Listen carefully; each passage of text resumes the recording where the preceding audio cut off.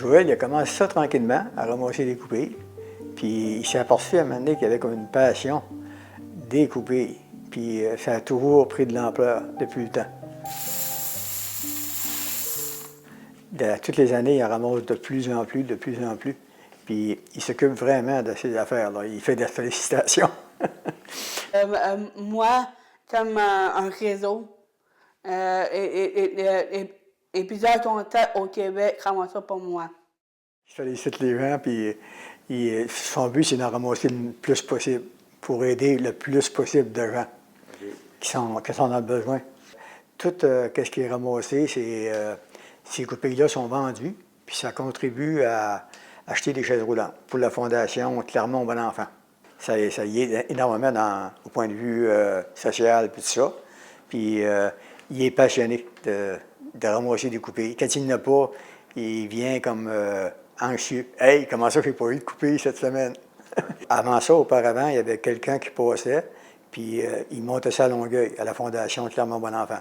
Mais l'année passée, ce monsieur-là qui faisait ça, il est décédé. Puis là, on n'avait plus personne pour les monter. Ça fait que c'est nous autres mêmes qui s'est occupés de vendre les coupilles puis d'envoyer des chèques à la Fondation.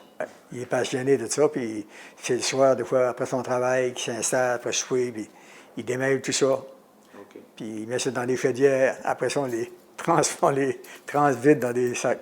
Tant aussi longtemps que Joël va vouloir le faire, puis qu'il va être passionné, on va le laisser, on va l'encourager.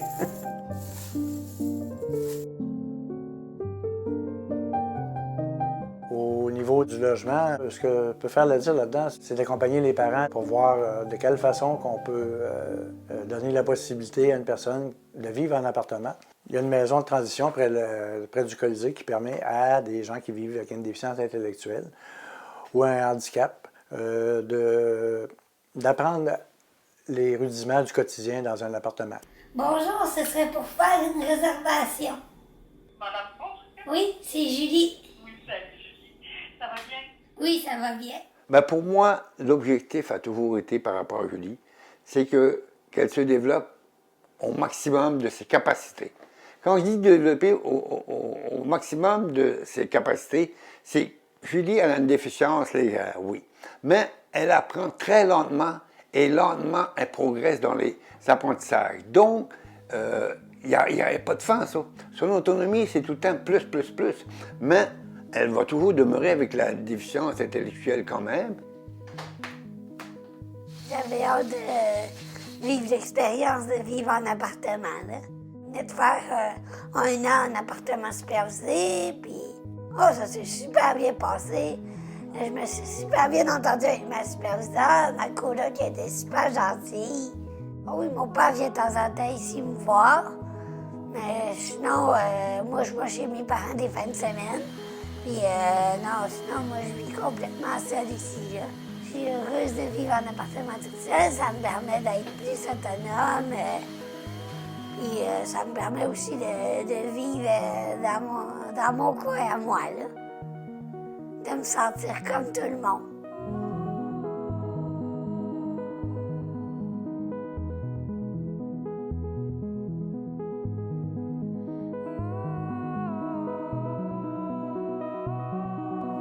C'est une façon de leur permettre de s'épanouir encore, de développer leur autonomie. On en vient tout le temps, un peu toujours à ça.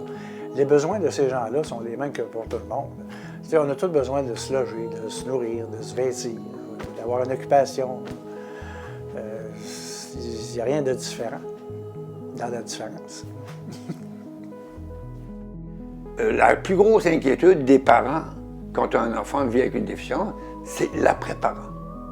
C'est toujours l'après-parent parce que qu'est-ce que mon enfant va devenir après moi? Tant que je suis là comme parent, je ne suis pas inquiet. Mais qu'est-ce qu'il va devenir? Quand je regarde le cheminement de Julie, je suis sécurisé par rapport au fait que l'après-parent, il va y avoir quelqu'un d'autre.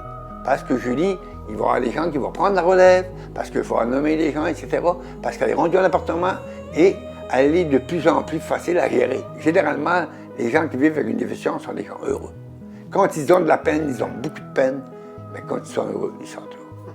Puis Julie, je considère qu'elle est heureuse en ce moment, puis depuis Je suis fier de ma fille, je suis fier de surtout son évolution.